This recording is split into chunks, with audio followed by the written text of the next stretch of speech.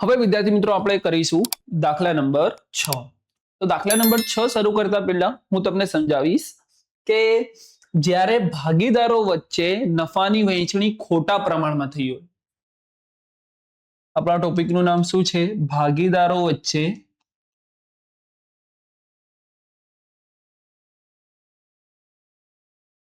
નફાની વહેંચણી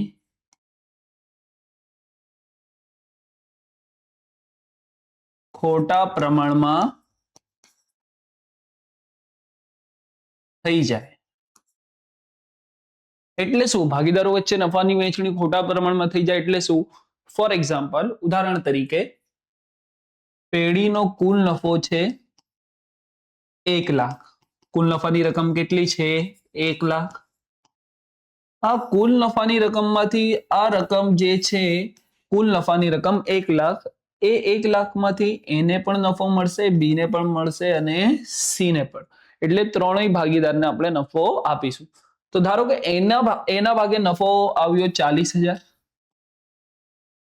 અને બી ના ભાગે નફો મળશે 30,000 અને સી ને નફો મળવાનો હતો 30,000.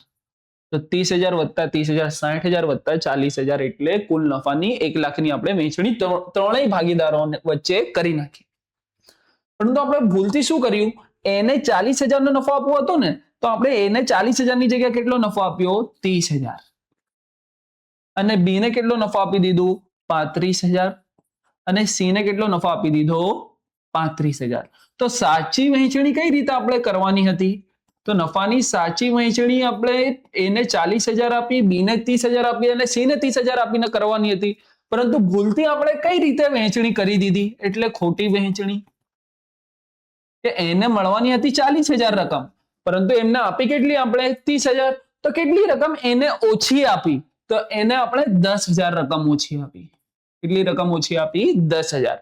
હવે બી ને કેટલા આપવાના હતા? 30,000. સાચી વહેંચણી 30,000 ની કરવાની હતી. તો આપણે બી ને 30,000 ની વહેંચણી કરવાની હતી. તો ભૂલથી બી ને ખોટી રીતે કેટલા આપી દીધા? 35,000. તો કેટલા વધારે આપ્યા? 5,000. તો 5,000 ની રકમ માઇનસમાં મળશે. હવે સી ને કેટલી રકમ આપવાની હતી? 30,000. એને પણ કેટલા આપી દીધા? ભૂલથી 35,000. તો કેટલા વધારે આપ્યા? 5,000. તો વિદ્યાર્થી મિત્રો, આ દાખલાની અંદર આપણે શું કરવાનું હશે? કઈ રીતે દાખલાની ગણતરી કરવાની હશે? તો એને 40,000 આપવાના હતા, એને આપી દીધા આપણે 30,000. તો કેટલા ખૂટ્યા? 10,000. તો 10,000 એને આપવા પડશે.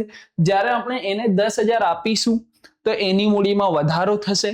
એની મૂડીમાં વધારો થશે તો એના મૂડી ખાતે શું કરી દઈશું? આપણે જમા. તે એના મૂડી ખાતે કેટલી રકમ જમા કરીશું? 10,000. અને બી ને અને સી ને જે 5,000 રકમ વધારાની આપી છે, એ વધારાની રકમ આપણે બી પાસેથી લઈશું અને સી પાસેથી લઈશું. હવે બી અને સી પાસેથી જ્યારે આપણે 5,000 લઈશું ત્યારે એની મૂડીમાં ઘટાડો થશે. તો મૂડીમાં ઘટાડો જ્યારે પણ થાય તો મૂડી ખાતું શું થાય? ઉધાર. તો કોની પાસેથી 5,000 લેવાના? આપણે બી પાસેથી. તો બી ના મૂડી ખાતે ઉધાર, મૂડી ઓબ્લિક ચાલુ ખાતે ઉધાર. અહીંયા પણ લખી દઈએ ચાલુ ખાતે ઉધાર. કેટલી રકમ? 5,000. હવે એના સાથે કોને 5,000 વધારે મળ્યા? સી ને. તો સી જોડે 5,000 વધારે છે તો આપણે સી પાસેથી રકમ લઈશું. તો સી ના પણ મૂડી ઓછી થશે. તો સી ના પણ મૂડી ઓબ્લિક ચાલુ ખાતે ઉધાર થશે. વિદ્યાર્થી મિત્રો, આ ગણતરી આપણે કરી, આવી જ ગણતરી દાખલા નંબર 6 ની અંદર થશે. એટલે નફાની સાચી વહેંચણી કરીશું. સાચી વહેંચણી માંથી ખોટી વહેંચણી બાદ કરીશું અને શોર્ટમાં આપણે શું સમજીશું? જેનો જવાબ માઇનસમાં આવે તો એના અમનોધમાં શું કરી દઈશું? ઉધાર. જો અહીં બી અને સી નો જવાબ માઇનસમાં મળ્યું તો આપણે એને શું કરી દીધું? ઉધાર. અને જેનો જવાબ આપણને પ્લસમાં મળશે એને શું કરી દઈશું? આપણે મૂડી ખાતું જમ. ચાલો હવે આપણે આગળ વધીએ.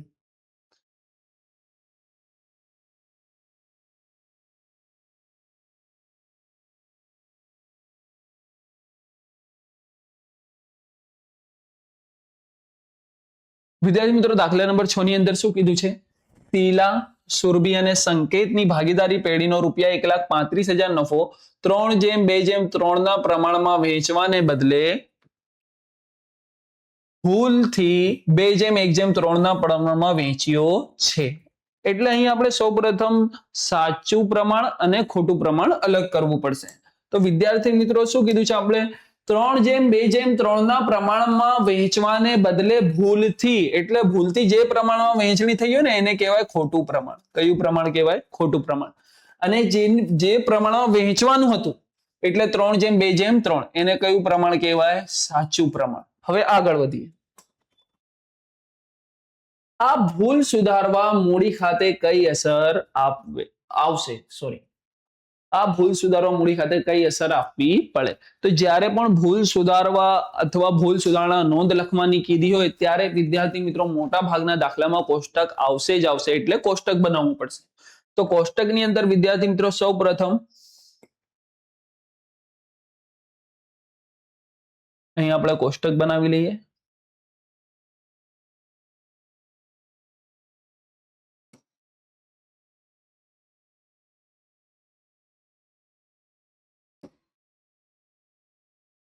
હવે વિદ્યાર્થી મિત્રો કોષ્ટકની અંદર સૌપ્રથમ આપણે લખીશું વિગત. વિગત પછી ભાગીદારના નામ. ભાગીદારનું નામ શું છે? શીલા. અને બીજા ભાગીદારનું નામ શું છે? સુરભી. અને ત્રીજા ભાગીદારનું નામ શું છે? સંકેત. અને એના પછી આપણે એડ કરીશું કુલ રકમ. કઈ રકમ? કુલ રકમ. તો અહીંયા જો શીલા, સુરભી અને સંકેત એની પેઢીનો કુલ નફો કેટલો આપેલો છે દાખલાની અંદર? 1,35,000. હવે આ જે 1,35,000 છે વિદ્યાર્થી મિત્રો, એ 1,35,000 ની વહેંચણી આપણે સૌપ્રથમ સાચા પ્રમાણમાં કરવી પડશે. તો અહીં લખી દઈએ સાચી વહેંચણી, નફાની સાચી વહેંચણી. હવે જે સાચી વહેંચણી છે એ કયા પ્રમાણમાં થશે? સાચા પ્રમાણમાં. તો સાચા પ્રમાણ કેટલું છે? 3:2:3. તો આપણે સૌપ્રથમ જે 1,35,000 નફો છે એની વહેંચણી સાચા પ્રમાણમાં કરીશું. તો સાચા પ્રમાણમાં કઈ રીતે વહેંચણી કરીશું? કુલ નફાની રકમ કેટલી છે? 1,35,000 ભાગ્યા કુલ પ્રમાણ કેટલું છે? 3 ને 3 6, 6 ને 2 8. હવે એમાં સૌપ્રથમ શીલા, તો શીલાનું ભાગ કેટલું છે? 3. તો અહીંયા લખી દઈએ કેટલી રકમ મળશે? 50,625. સુરભીના ભાગે કેટલી રકમ મળશે? 33,750. અને સંકેતના ભાગે કેટલી રકમ મળશે? 50,625. તો વિદ્યાર્થી મિત્રો આપણે વહેંચણી કઈ રીતે કરી? તો કુલ નફાની રકમ 1,35,000. એમાં પહેલો જે નામ છે શીલાનો છે, તો પહેલી સંખ્યા જે પહેલું પ્રમાણ છે એ કોનું હશે? શીલાનું. એટલે ગુણ્યા 3 જોડે કરી દીધું અને ભાગાકાર કુલ પ્રમાણ એટલે 3 ને 3 6, 6 ને 2 8 વડે. તો આપણે 1,35,000 નો ગુણાકાર 3 સાથે અને ભાગાકાર 8 સાથે.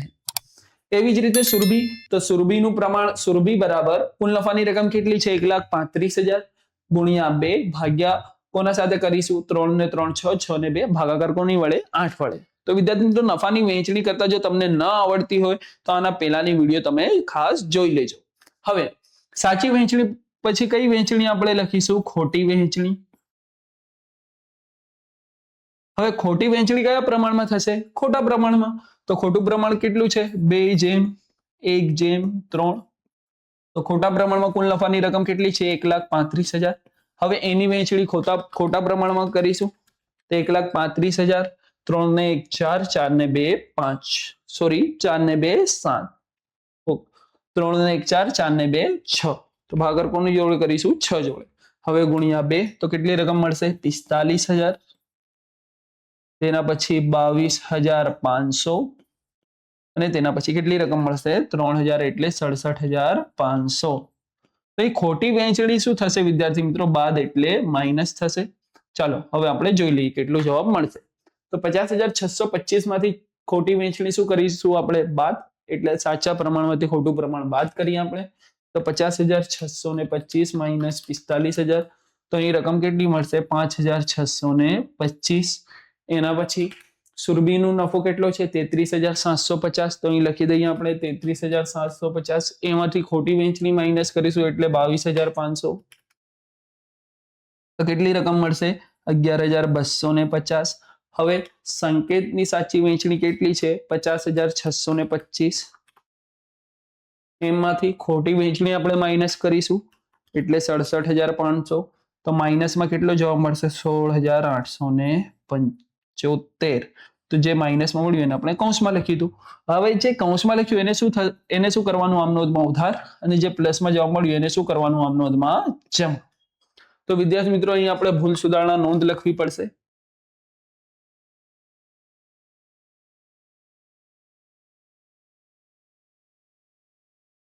ચાલો આમનોંધના ફોર્મેટમાં કઈ કઈ રકમ આવશે? તો સૌપ્રથમ આમનોંધના ફોર્મેટની અંદર વિદ્યાર્થી મિત્રો અહીં આવશે તારીખ. તારીખ પછી શું મળશે આપણને? વિગત.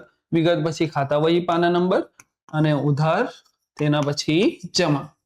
તો જેનું માઇનસમાં જવાબ આવ્યું એનો ઉધાર કરીશું આપણે, કારણ કે સંકેતને વધારે રકમ મળી ગઈ. તો મળી ગઈ એ રકમ લેવાની, તો એની મૂડીમાં ઘટાડો થાય. તો સંકેતના મૂડી ખાતે શું થશે? ઉધાર. તો સંકેતના મૂડી ઓબ્લિક ચાલુ ખાતે ઉધાર. ચાલો વિદ્યાર્થી મિત્રો કેટલી રકમ આવશે? 16,875. હવે એના પછી જેનો જવાબ પ્લસમાં મળ્યો એને શું કરી દઈશું આપણે? જમા. તો કોનો જવાબ પ્લસમાં મળ્યું? શીલાનો.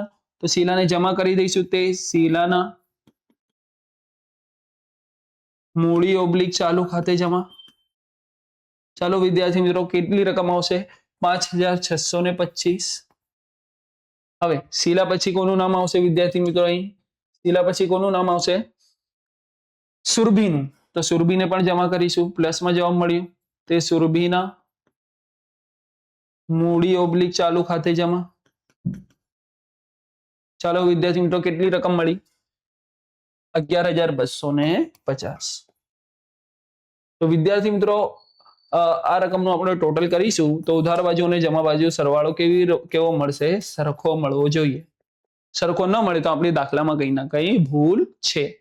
તો વિદ્યાર્થી મિત્રો અહીં જગ્યા નથી એટલા માટે મેં આવી રીતે લખ્યું છે, પરંતુ તમને ચોપડાની અંદર સારી રીતે સ્કેલ અને પેન્સિલનો યુઝ કરી કોષ્ટક ટેબલ બનાવવું પડશે. ટેબલ બનાવ્યા પછી એ ટેબલની અંદર ગણતરી કરવી પડશે અને જેનો જવાબ માઇનસમાં આવ્યો એના આમનોંધની અંદર સારી રીતે ફોર્મેટ બનાવીને ઉધાર કરી દઈશું અને જેનો જવાબ પ્લસમાં મળ્યો એના આમનોંધની અંદર જમા કરી દઈશું.